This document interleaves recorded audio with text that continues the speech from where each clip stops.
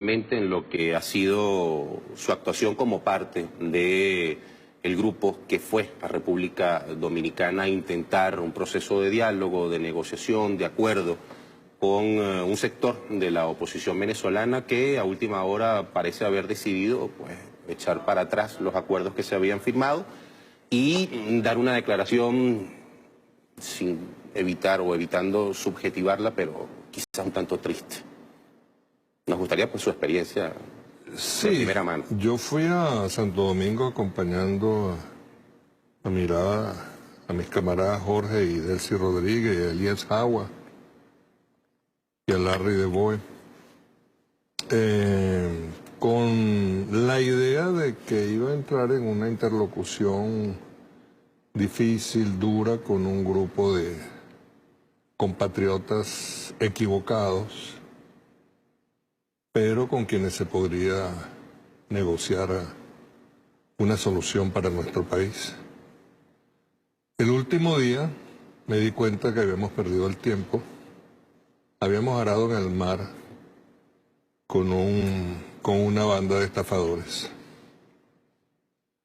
Hay que tener desvergüenza en grande para no suscribir un documento que uno ha contribuido a elaborar detalle a detalle y donde mis expectativas han sido atendidas por el gobierno en presencia de un héroe como es el jefe de Estado de República Dominicana y el expresidente del gobierno español, José Luis Rodríguez Zapatero.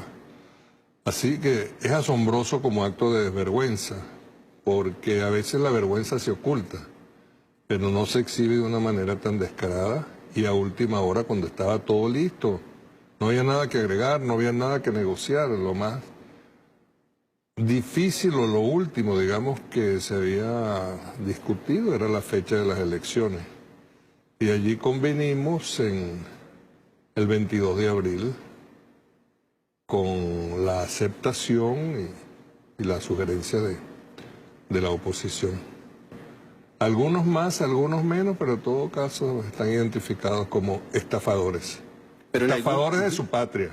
En algún momento este grupo de la oposición, porque representa a una parte, claramente hay un sector de la oposición que se despega o que se aleja de estos compañeros, compatriotas que fueron a República Dominicana representando a un sector de la derecha.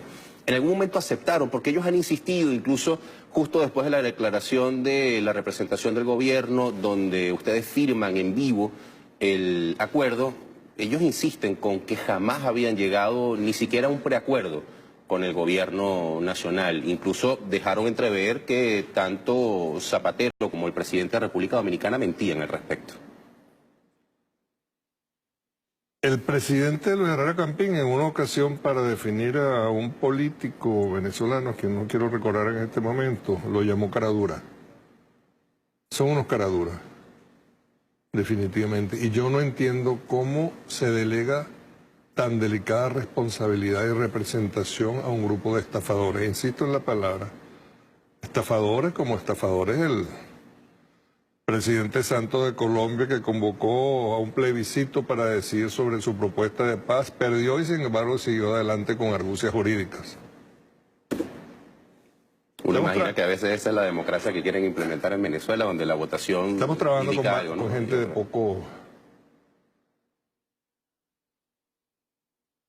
poco valor ético. Se dejó correr por ciertos periodistas, por ciertas páginas, prensa, redes sociales, que hubo quejas incluso, quizás suena tontería, pero forma parte de ese contexto. Hubo quejas por parte de la delegación de la oposición desde el hecho de que existieran una mesa con bolígrafos para firmar el acuerdo y ellos prefirieron que eso se retirara porque era una especie de presión adicional, hasta el hecho de que varios de ellos llegaron con altos niveles etílicos a las reuniones, o por ejemplo esa denuncia que hicieron como parte de la delegación del gobierno, donde una llamada... Esos niveles etílicos elegantísimos, estaban baloteados. Okay. Pero por miedo a dar la cara, y tuvieron que hacerlo animados por algún trago de 25 años.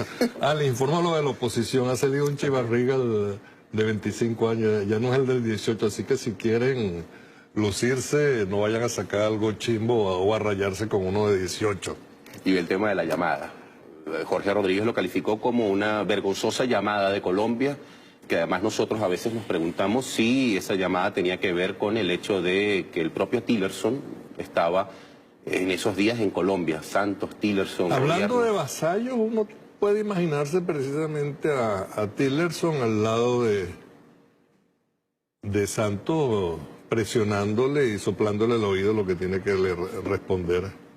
Y Santos a su vez anunciándole a Borges que tiene al temible Tillerson al lado, nada menos que al jefe de la ExxonMobil, la que pretende robarnos el Esequibo.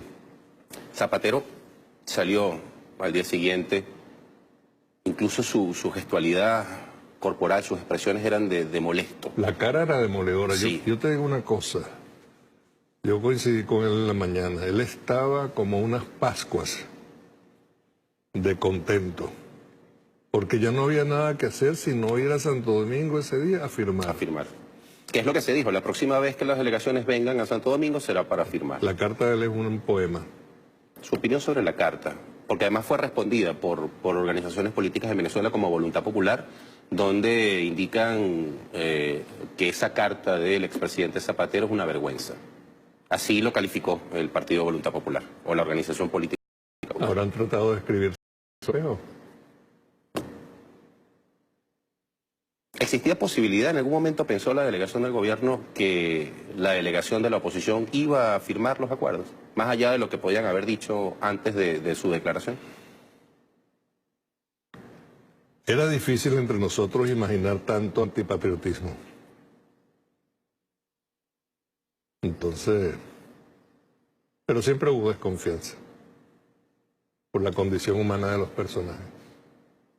Una cosa son ellos individualmente considerados, hasta gente simpática y agradable, pero una vez presionados por el imperio y una vez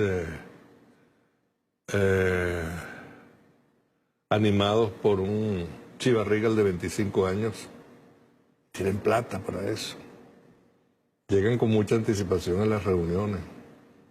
Les gustan los palos. Y ahora tienen la intención de caerle a palos a este pobre país.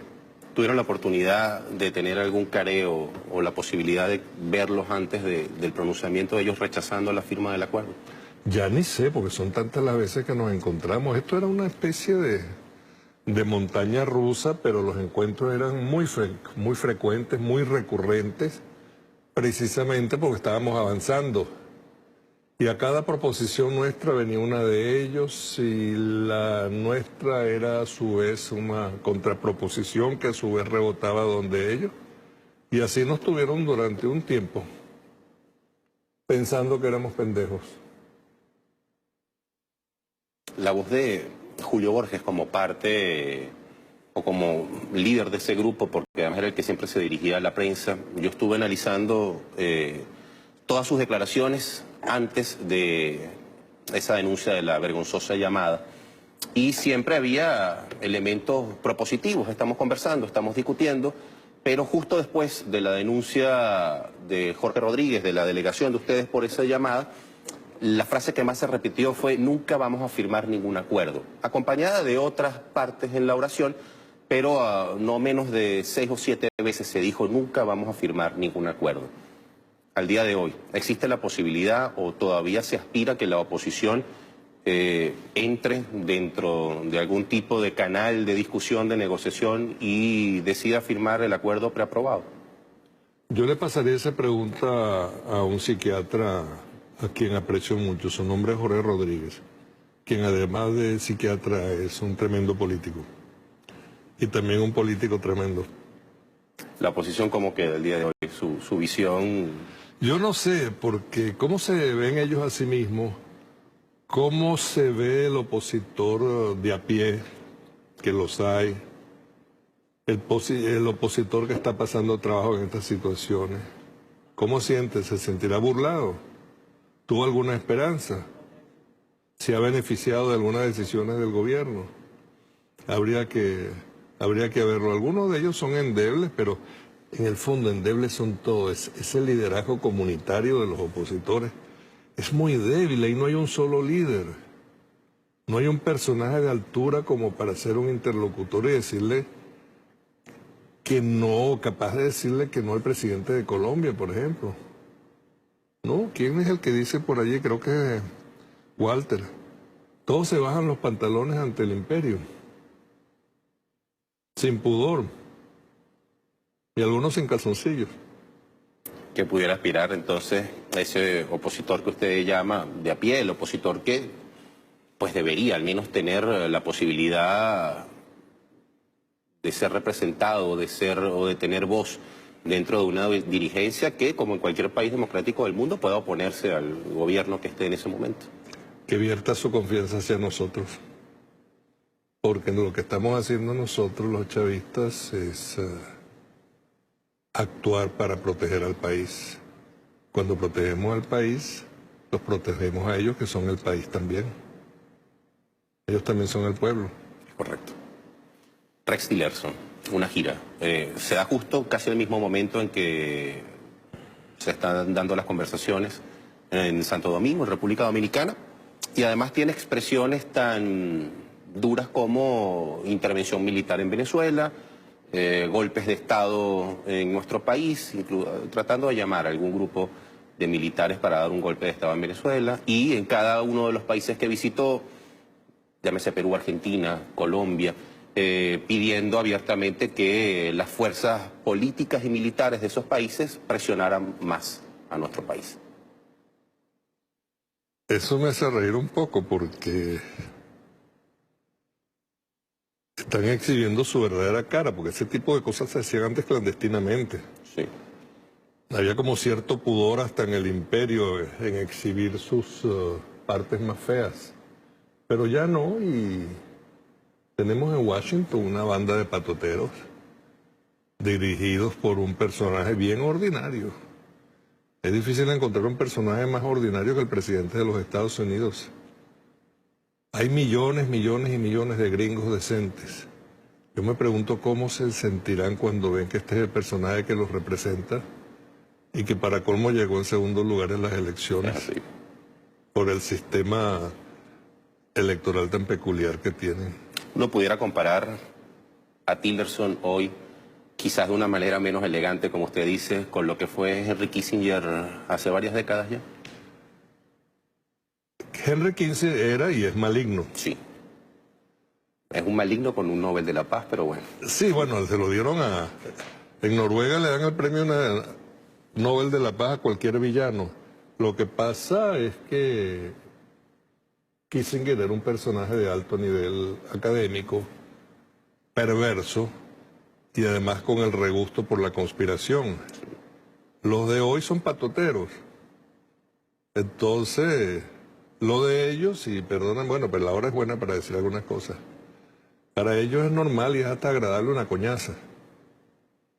Y si en esa coñaza caemos nosotros, que es el propósito. Claro. Por cierto, no nos estamos dando cuenta. Chavistas y ciudadanos comunes y corrientes estamos actuando como si no fuera cierto que estamos a punto de ser invadidos por varias potencias militares y algunos gobiernos vasallos, como es el de la oligarquía colombiana. Y allí en ese papel, en este momento, ¿qué papel termina jugando el gobierno colombiano? Porque, o el gobierno brasileño, o el peruano.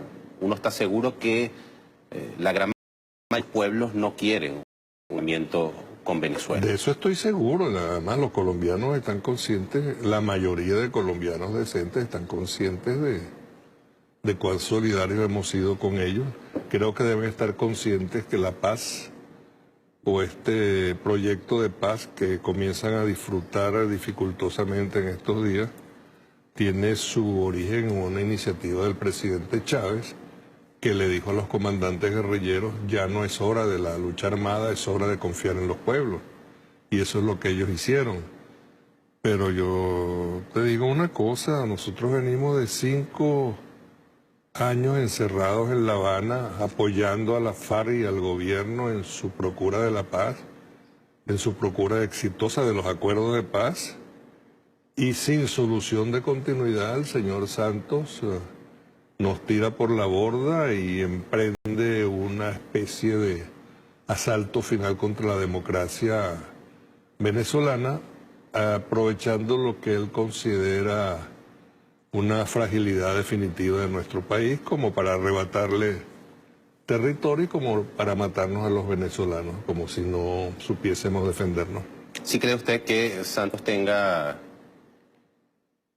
no sé cómo calificarlo, pero sí llegue a la posibilidad de decidir implementar las medidas que tristemente, pero que de manera normal se aplican en Colombia, como es el asesinato y la matanza de campesinos, dirigentes de izquierda, Bueno, defensores de derechos humanos? eso está ocurriendo. Ese es un país donde es el primer país en magnicidios en el mundo. Sí. Después vienen los Estados Unidos, después México, después India y después Pakistán. Pero en el caso de Colombia la ventaja es grande. Entonces sí pueden estar dispuestos. Además ya Santos bombardeó el Ecuador. Sí. Estoy recordando, pero con una delicia inmensa, cuando Uribe dijo que no había tenido, que le faltó tiempo para bombardear Venezuela, y Chávez dijo, no le faltó tiempo, le faltaron bolas. No sé si Santos las tenga.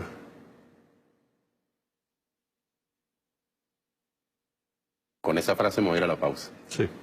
Al regreso vamos a conversar sobre este examen preliminar anunciado